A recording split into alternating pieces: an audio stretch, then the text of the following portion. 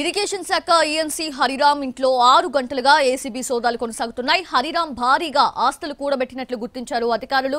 గజ్వేల్లో 30 ఎకరాల్లో farm house, Hyderabad లో luxury flats ఉన్నట్లు గుర్తించారు ఏసీబీ అధికారులు. ఆదిత్య రాయల్ ఫార్మ్స్ లోని విల్లాస్ లో ఉంటున్నాడు హరిరామ్.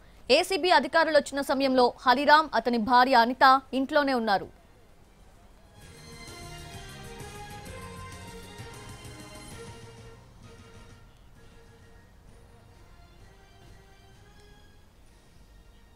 అది ఇరిగేషన్ శాఖ ఈఎన్సీ హరిరామ్ ఇంట్లో 6 గంటలుగా అయితే ఏసీబీ సోదాలు కొనసాగుతున్నాయి. పూర్తి అప్డేట్స్ తెలుసుకుందాము. మా ప్రతినిధి రవి సిద్ధంగా ఉన్నారు. రవి, ఈ సోదాల్లో ఏమైనా డాక్యుమెంట్స్ స్వాధీనం చేసుకున్నారా? అసలేంటి?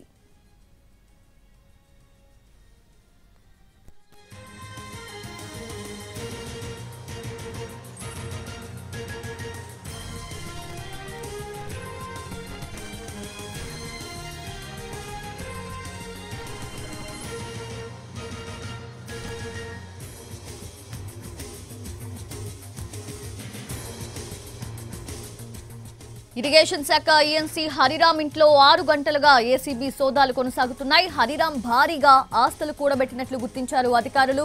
గజ్వేల్లో 30 ఎకరాల్లో ఫామ్ హౌస్, హైదరాబాద్ లో లగ్జరీ ఫ్లాట్స్ ఉన్నట్లు గుర్తించారు ఏసీబీ అధికారులు. ఆదిత్య రాయల్ ఫార్మ్స్ లోని విల్లాస్ లో ఉంటున్నాడు హరిరామ్. అయితే ఏసీబీ అధికారులు వచ్చిన సమయంలో హరిరామ్, అతని భార్య అనిత ఇంట్లోనే ఉన్నారు. లేటెస్ట్ అప్డేట్స్ తెలుసుకుందాము. మా ప్రతినిధి రవి లైవ్ లో సిద్ధంగా ఉన్నారు. రవి, ఏంటి ఈ సోదాల్లో ఏమైనా డాక్యుమెంట్స్ స్వాధీనం చేసుకున్నారా? ఇంకా ఎంతసేపు ఈ సోదాలు కొనసాగే అవకాశం ఉంది?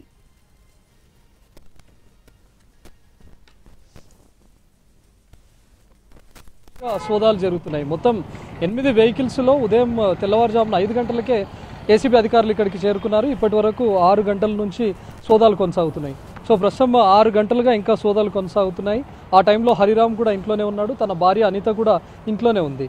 అయితే అనిత కూడా తను వాటర్ బోర్డులో డిప్యూటీ ఈఎన్సీగా పనిచేస్తుంది కాబట్టి ఇద్దరూ కలిసి భారీగానే ఆస్తులు కూడా పెట్టుకున్నట్లుగా ఏసీబీ అధికారులు గుర్తించారు.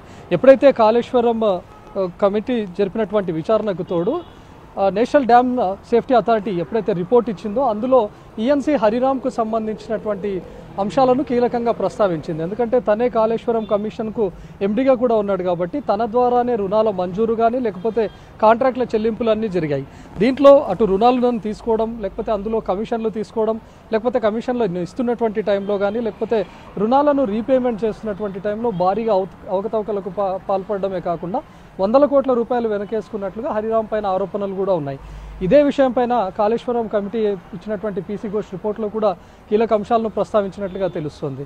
దాన్ని బేస్ చేసుకునే ఏసీబీ అధికారులు కూడా ఒక 2-3 రోజులుగా హరిరామ్తో పాటు తన భార్య అనితకు సంబంధించినటువంటి అక్రమాలు కానీ లేకపోతే వాళ్ళపైన వచ్చినటువంటి అవినీతి ఆరోపణలు వీటన్నిటిపైన ఎంక్వైరీ జరిపింది. వీళ్ళకి సంబంధించినటువంటి వివరాలన్నింటినీ కూడా ఆధారాలతో సహా ఏసీబీ అధికారులు సేకరించారు.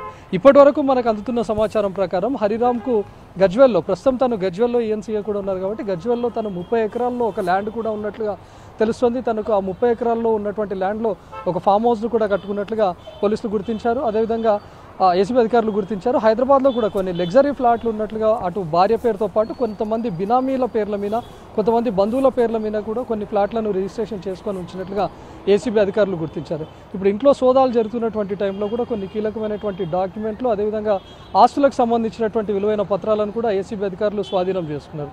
సో ముందుగానే ఏసీబీ అధికారులు కేవలం 2-3 టీమ్స్ రాకుండా ఒక్కసారిగా 8 వెహికల్స్లో వచ్చారు. ఏకకాలంలో 14 చోట్ల ఈరోజు దాడులు చేస్తున్నారంటేనే ముందుగా హరిరామ్కు, అదేవిధంగా భార్య అనితకు సంబంధించి కానీ హరిరామ్ కాళేశ్వరం కమిషన్ ఎండీగా ఉన్నటువంటి టైంలో తనపైన వచ్చినటువంటి అక్రమాలు కానీ అవినీతి ఆరోపణలు వీటన్నిటిపైన ఏసీబీ అధికారులు ముందస్తుగానే ఆధారాలన్నింటినీ కూడా సేకరించి ఏకకాలంలో రైడ్స్ జరిపారు. ప్రస్తుతం హరిరామ్కు సంబంధించినటువంటి బంధువులు, ఎవరైతే బినామీలుగా చెప్తున్నటువంటి బంధువులు ఉన్నారో వాళ్ళ ఇళ్లల్లో, అదేవిధంగా వాళ్ళకి సంబంధించినటువంటి కార్యాలయాల్లో కూడా సోదాలు నిర్వహిస్తున్నారు. ఒక్కసారిగా హరిరామ్ ఇంటికి 8 బృందాలు వచ్చాయంటేనే మనం అర్థం చేసుకోవచ్చు ఏ స్థాయిలో ఆధారాలు సేకరించి ఉంటారు ఏసీబీ అధికారులు. 6 గంటలుగా కొనసాగుతున్నటువంటి ఈ విచారణలో కూడా, ఈ సోదాల్లో కూడా ఒక్క వెహికల్ కూడా ఇప్పటి వరకు బయటకు వెళ్ళలేదు. లోపలికి వెళ్ళినటువంటి 8 టీమ్స్ కూడా లోపలనే ఉన్నాయి. అంటే లోపల లభ్యమైనటువంటి కీలకమైన డాక్యుమెంట్లకు సంబంధించి కూడా ఆధారాలు జరుపుతూ ఉన్నారు. మిగతా చోట్ల 13 చోట్ల కూడా జరుగుతున్నటువంటి సోదాల్లో అక్కడేమైనా ఆధారాలు లభిస్తే వాటి ఆధారంగా కూడా వీళ్ళను క్వశ్చన్ చేస్తున్నారు లోపల. సో ఈ సోదాలు ఈ రోజుతో పూర్తయ్యేలా కనిపించట్లేదు. ఎందుకంటే ఏకకాలంలో 14 చోట్ల జరుగుతున్నాయి. ఒకే చోట ఏకంగా 8 టీంలు కూడా సోదాలు నిర్వహిస్తున్నాయంటే ఈరోజు రాత్రి వరకు కూడా కొనసాగే అవకాశం ఉంది Soujanya. Right Ravi, thank you, thanks for the live updates.